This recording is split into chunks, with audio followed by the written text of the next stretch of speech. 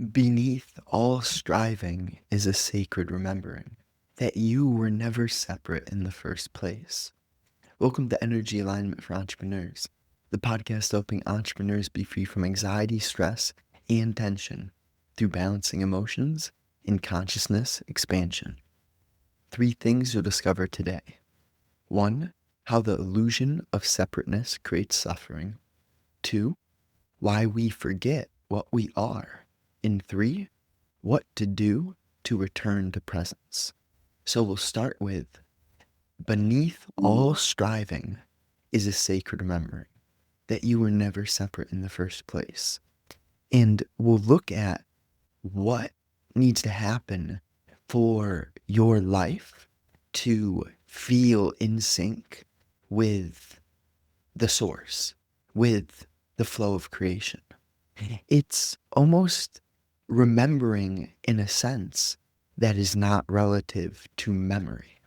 It's you see what you are by noticing how your memory creates something different.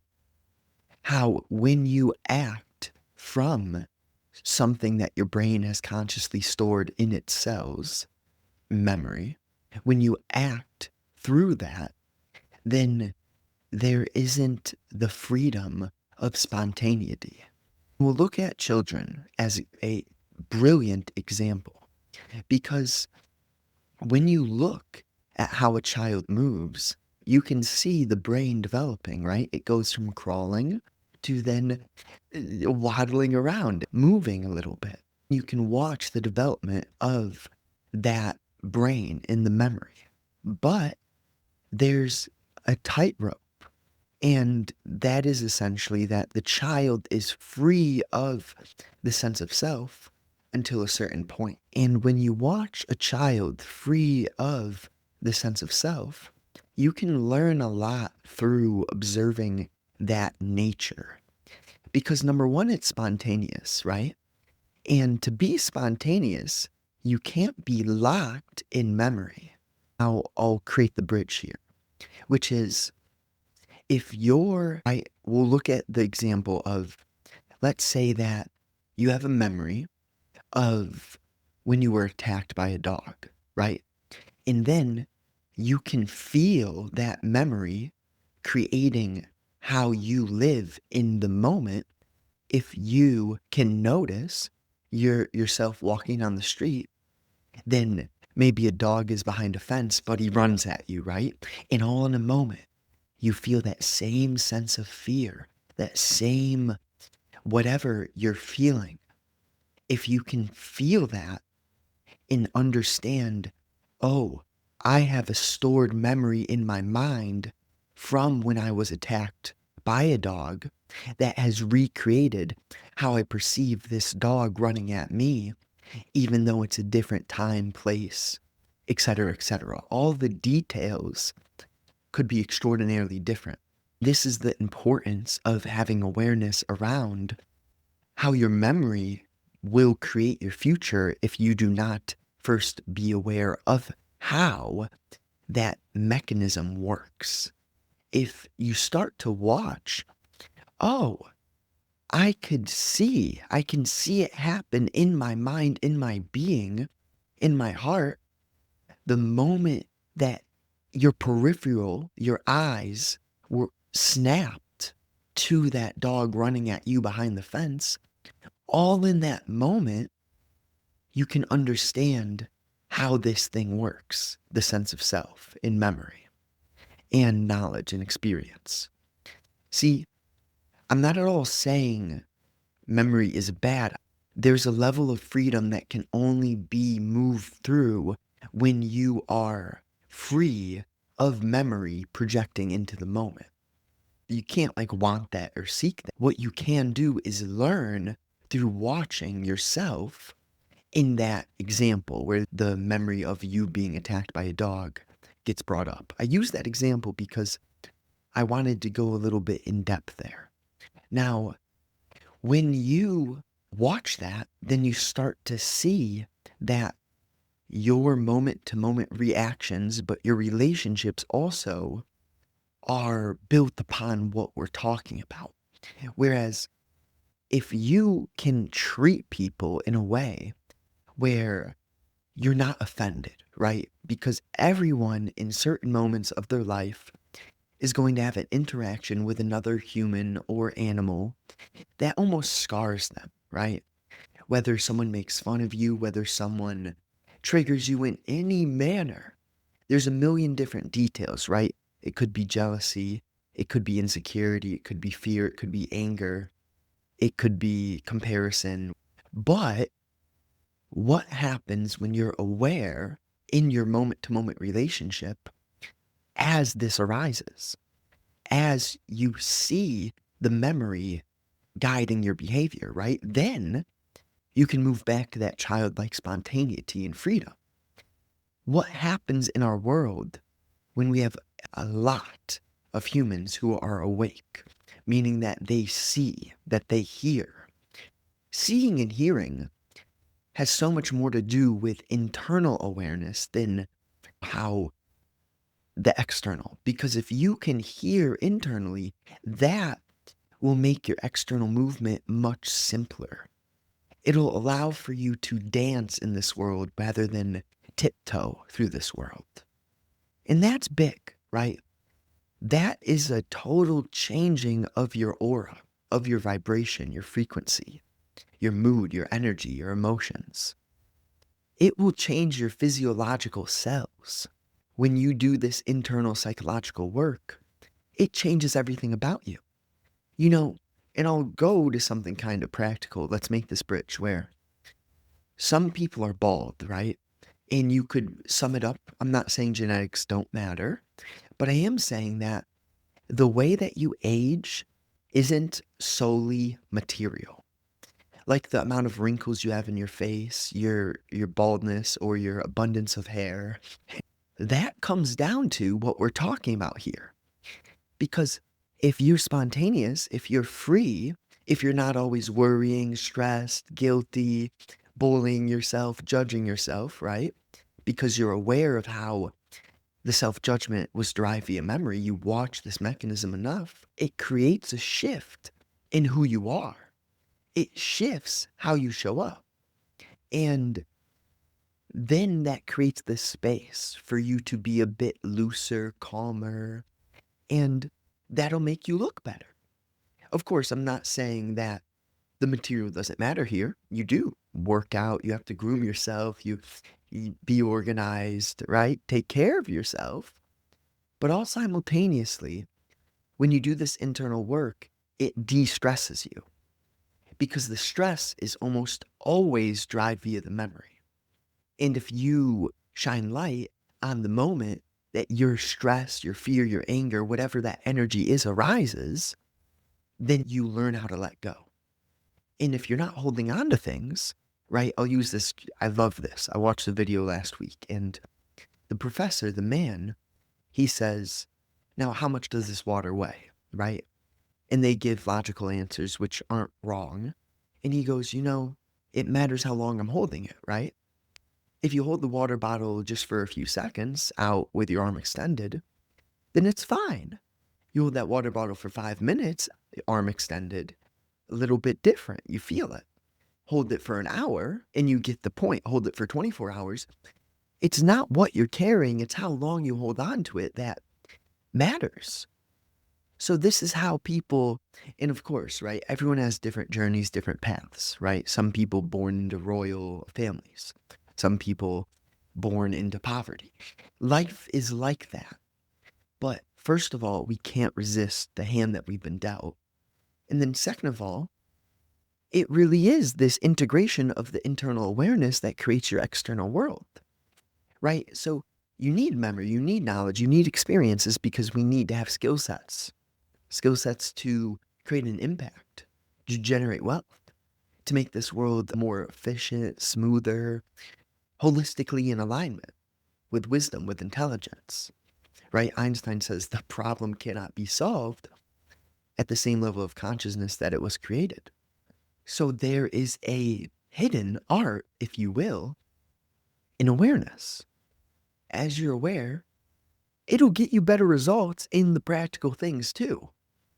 Now, how soon the results come, that is something that it depends on many details. So it's not about pursuing with a ambition to get something as soon as possible.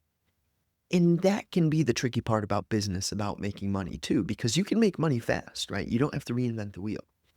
But it's really important that we understand how to generate money in a way that suits us well, right? That aligns with who we are. And that can be one of the harder things to figure out or to let yourself see clearly. Sometimes you have to do a lot of things that aren't aligned to get to the root of, oh, yeah, I can't do that. I can't do that. I can't live that way. And that's okay. That's part of the journey. So, how the illusion of separateness creates suffering. This is really, so I'm not saying I walk around. You have to be able to understand the space and the lack of space. If there are individuals around you who can't hear, why are you going to try to make them hear? That's your own trap. But the illusion of separateness is almost within that. It's realizing that everyone's on their journey, but we're all together. So the pacing of humanity's learning, the pacing of consciousness expanding in each individual form, you're not attached to forcing that. And when you see clearly, then you feel and you let the moment guide you. You know, yesterday, I was at the gas station and a lady got out of her car. And I did not think twice about this. I just go to her. I just got hit by some good smells. And she smiled. Then one, two, she goes, I like your tattoos. And I'm just like, I appreciate you. And I leave it there. The bottom line is, I am not seeking anything from her. I just spontaneously, it's good to be playful. And that's what I'm really talking about here. Is sure, we're all in individual forms. How can you drop your motives to create the space to be playful, right? A childlike spontaneity, a playfulness, that keeps you young. That keeps you alive. And you know, right? You've heard that quote before. A lot of people die at 25 and are not buried until 70. So I'm not saying I have it all figured out. I can tell you there are keys to this life. And being alive, being vital, having free energy to be spontaneous and playful. What is more important than that? What's more important than being free to meet others where they're at, right? Sometimes you don't meet them where you're at. Sometimes you stand your ground. But that's also spontaneous. You don't go, oh, this guy needs a lesson because he did this to me last week. No. It's just sometimes in the moment, you stand your ground because that's the fuel. That's what the winds of the universe are providing you with. So why we forget what we are? Ultimately, if you take everything into account that I've just said, it's the memory ruling our lives, the ambition, the drive of who we want to become. Look at who you are and then change from there. And also look at what you can't be and change from there. But don't chase an image because the image, more often than not, is not at all who you're meant to be. There's a difference between who your mind wants to become and who you actually are meant to be. Now you have to walk that tightrope. And that's why I make these videos. Hopefully they help you walk that tightrope. Now, what to do to return to presence? This is a holistic integration, meaning that you play, but you're also organized. So you plan, but you don't overplan, right? You outline things that you can't be, use them as a reverse psychology, if you will, because it's a lot easier to know what doesn't align with you than to know what the truth is before you've ever tasted it. And even once you've tasted the truth, that means that you know the way that you found truth wasn't by acting like you know something. You find truth when you show God, when you show the universe somehow, some way that you're doing your best to listen to your heart. And listening to your heart is a little bit different than listening to your mind's ideas and ambitions and desires. I'm not saying the mind is bad. I'm saying your gut has knowledge, information, intuition, your heart does, and your mind does. Learn how to see where you're falling off the track. Learn how to feel when you're going the wrong way. If you can admit, if you can sense, oh wait, yeah, that day it didn't feel right. What did I do? How did I create that day that didn't feel right? And be genuine about that with yourself, you'll change. You can only change things that you're aware need to change. So, recap: the illusion of separateness creates suffering. How does that happen? You know, it's the memory that triggers the thought. But if you're aware of it as it arises, then you can question it. Then you can see what's been ingrained into you. Then you can change. Why we forget what we are? Well, you know, we have to use our knowledge, our experiences, our memory. And it's like the yin yang, the right side, the left side. How do we create a symbiosis between the two? A lot of us were just hinged, we're too safe in the logical world. We seek security too much in the logical. But you need to be wise, right? You need to have shelter. You need to tie your camel, if you will. You need to wear shoes, like simple things. I don't even feel like I have to say this stuff because you guys are all good on the logical. But when it comes to the other side, it's this walking and dancing and diving into the abyss that is actually what you need to do. And that can be difficult, but that's why you need to do it. So, what to do to return to presence? I mean, we gotta create space. We create space through noticing what is wrong in our lives and then changing. It doesn't have to happen overnight, it can happen overnight. That's up to where you're at. I thank you so much for listening. Let's go. If you want to learn more, just check the links in the description. Subscribe to the newsletter. You know, I put my heart into those emails. I put my heart into these videos. So if you just resonate with what I put out here, you'll get real value in those emails. Promise you that.